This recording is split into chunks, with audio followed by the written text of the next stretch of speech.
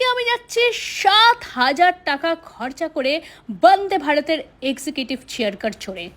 Yes, ঠিক শুনেছো, ৭,০০০ টাকা খরচা হয়েছে টিকিটের। ট্রেনের টিকিটে ৭,০০০ টাকা খরচা মানে ফ্লাইটের টিকিটের সমান। কি করে হলো, কীরকমভাবে হলো সেটা তোমাদের ভিডিওতে বলছি। হঠাৎ করে ডিসাইড করি কালকেই নর্থ বেঙ্গল যেতে হবে, তাই দুম করে ট্রেনের টিকিট কাটি, তৎকালে কাটি, তাই এতটা বেশি টাকা আমাদের পড়ে যায়। দুজনের টিকিট মিলিয়ে 7,000 রুপিস পড়ে যাচ্ছে। আমি আর আমার মা গেছিলাম সাথে। এর আগেও আমি Vande Bharat চড়েছিলাম, but executive chair কারে এই ফার্স্ট টাইম যাচ্ছি। আগে নর্মাল চেয়ার কারে গেছিলাম। ডিফারেন্সটা কোথায় সেটা আজকে আমি দেখবো, এত টাকা কেন বেশি নিল। ঢুকেই আমি অভ্যাসবশত খাবারের দিকটায় চলে যাই। প্যান্ট্রি থেকে ঘুরে এসে আবার সিটে গিয়ে বসি। সিটটা কিন্তু বেশ ভালো ছিল, অনেকটা বেশি স্পেস আছে এমনি নর্মাল চেয়ার কারের থেকে। আর এখানে একটা হেডরেস্টও আছে সুন্দর, যদিও আমার হেড এত অবধি পৌঁছাবে না। বাহ, এখানে একটা সুন্দর হ্যান্ডরেস্ট আছে আর সামনে আছে, এটা ফার্স্ট টাইম ভেবেছিলাম খাবার রাখার জায়গা, তারপরে বুঝলাম এটা পা রাখার জায়গা, ফুট রেস্ট। এখানে সুন্দরভাবে পা রেখে বসতে পারো ঠ্যাং সাজিয়ে। নর্মাল চেয়ার কারে মনে হয় এই লেগ রেস্টটা ছিল না। ফাইনালি ট্রেন ছেড়ে দিল ভোর ৫:৫৫-তে, আর আমার মা ঠাকুরের নাম করতে শুরু করলো। ক্যামেরা থেকে লজ্জা পেয়ে গিয়ে তাড়াতাড়ি নমস্কার করে ছেড়ে দিল। এমনি সময় তো কখনো ভোরবেলায় ঘুম ভাঙে না, কিন্তু কোথাও যাওয়ার হলে ঠিক ঘুম ভেঙে যায়।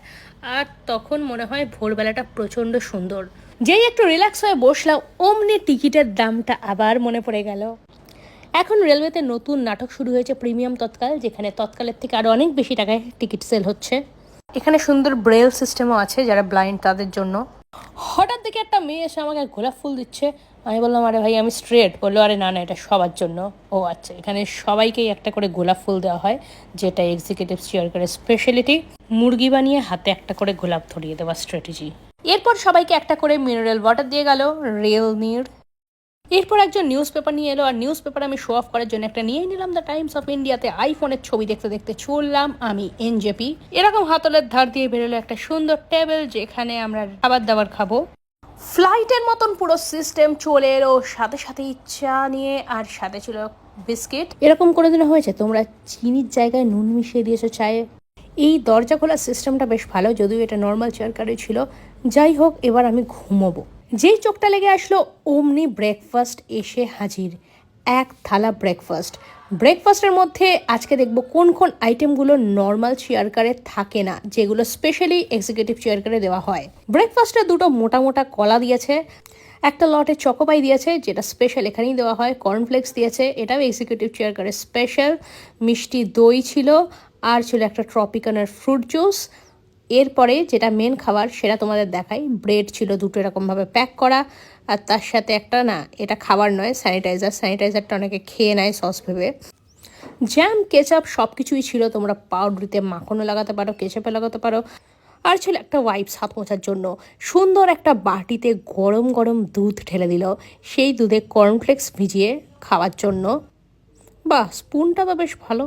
এখানে খাওয়ার এক্সট্রা বলতে 10 টাকার কর্নফ্লেক্স, 10 টাকার চকোপাই, আর 5-10 টাকার হয়তো কলা ফলা দিয়েছে। এক্সট্রা আর কিছুই ছিল না এক্সিকিউটিভ চেয়ার কারে, কিন্তু টাকাটা অনেক বেশি নিয়ে নিয়েছে। ভালোই মুরগি বানিয়েছে, বুঝতেই পারছিলাম। যাই হোক, কিছু করার নেই, উঠে পড়েছি এখন টিকিট কেটে। এটা যেটা নর্মাল চেয়ার কারেও থাকে, সেটা হচ্ছে মিক্সড ভেজিস, মানে গাজর আর মটরশুঁটি সেদ্ধ, সাথে ছিল আলু ভাজা, আর ছিল ডিম ভাজা। এইটা নর্মাল চেয়ার কারেও থাকে, আমি আগেও খেয়েছিলাম। মিষ্টি দইটা বোধহয় এক্সট্রা দেওয়া হয়েছিল। ওই মোটামুটি 5-10 টাকার মালপত্র গুছিয়ে দিয়ে টিকিটের দামটা ডাবল করে দিয়েছে। যাই হোক, খাবার দাবার এমনি মোটামুটি খারাপ ছিল না, ব্রেকফাস্টটা ভালোই লেগেছে খেতে। গিলতে পারছিলাম না, তাও পয়সা ওয়াসুল করার জন্য এগুলো সব খেতেই হচ্ছিল। বাকি জিনিসগুলো ব্যাগে ভরে নিয়েছিলাম। ব্রেকফাস্টের পরেই চলে এলো 10 টাকার নরেশ স্যুপ। ইয়েস, এটাও এক্সিকিউটিভ চেয়ার কারের স্পেশাল আইটেম ছিল। সাথে ছিল একটা খাস্তা ব্রেড স্টিক। মোট কথা আজকে আমাদের 10 টাকা করে করে 10 বার মুরগি বানানো হয়েছে। বাট হ্যাঁ, একটাই প্লাস পয়েন্ট, এখানে সিটগুলো একটু বেটার, যথেষ্টই বেটার। অনেকটা স্পেস আছে আর ভালো করে বসাও যাচ্ছে। এরপরেই চলে এলো লাঞ্চ। সত্যি কথা বলতে গেলে ব্রেকফাস্টের পরে আর লাঞ্চ করার জায়গা ছিল না, বাট তাও করতে হবে, কারণ আমাদের ডেস্টিনেশন চলে আসবে 1:30টার মধ্যে, তো তার আগেই আমাদের সব কিছু সেরে ফেলতে হবে। লাঞ্চে ছিল কী কী দেখাচ্ছি তোমাদেরকে একটা একটা করে, দেখে নাও। এটা হচ্ছে আলু ফুলকপির তরকারি, তার সাথে ছিল জিরা রাইস, ছিল ডাল ছিল, আর এটা হচ্ছে একটা গোলাপ জামুন, আর ছিল চিকেন ননভেজে, আর ভেজে থাকে পনির। এর সাথে ছিল রুটি। রুটিগুলো খানিকটা পরোটার মতন খেতে ছিল, বুঝতে পারলাম না পরোটা না রুটি, দুটো মিলিয়ে যাই হোক আর বললাম না।